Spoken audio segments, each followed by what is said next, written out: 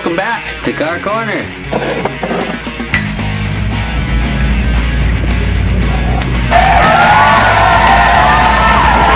This week's episode, we wanted to hear what you guys wanted to see, so we're going to talk about the DeLorean Motor Company and whatever happened to it. So the DeLorean Motor Company was founded in 1975 by John DeLorean, who was actually working for General Motors as one of the youngest executives on their staff. Impressive. So while John DeLorean was employed with GM, he happened to create some very iconic cars in his time. For example, the Pontiac GTO, the Chevrolet Nova, and the Grand Prix, just to name a couple of them. Although John DeLorean was high up an executive in GM, he wasn't quite satisfied with that, so he decided to branch out and start his own company, the DeLorean Motor Company.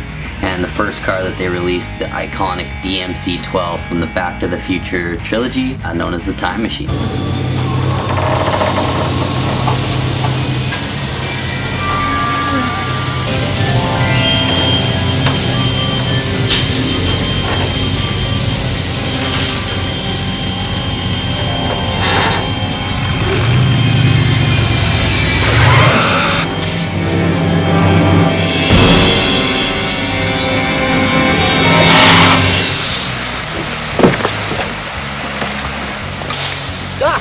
So as iconic as the DMC-12 was, it certainly had its pros and cons. So let's start out with a couple of the pros of this car. It's stainless steel, so it would never rust.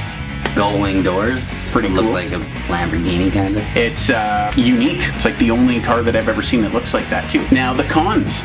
0 to 60 in 10.5 seconds. The car had an MSRP of about $25,000 in the 80s and somehow equivalents to about $70,000 to this day. So it was really overpriced for what it was.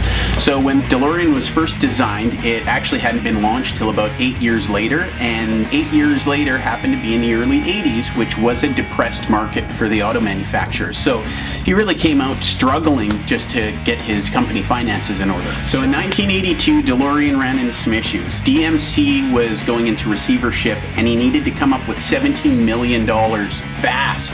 What do you do? Yeah, what do you do? Join a drug trafficking trade. You talking to me? Say hello to my little friend!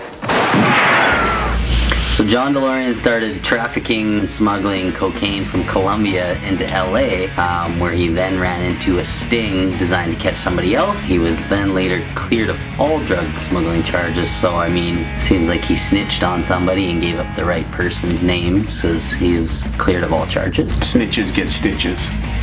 So after the drug bust, he was cleared of all charges, but he still had that looming $17 million debt over his head, so he did have to claim bankruptcy. Then later in 1999, he did file for complete bankruptcy of the company. So in March of 2000, DeLorean was then evicted from his 434-acre New Jersey estate. And then later on in 2005, died at the age of 80 due to stroke complications. Now, as you guys will see, the DeLorean culture is still alive and well. There was about 9,000 produced back in the 80s, and there's still about 6,500 still floating out there. There's a DeLorean Motor Company to this day that just manufactures parts and accessories for those cars. Thank you so much for watching this video, guys.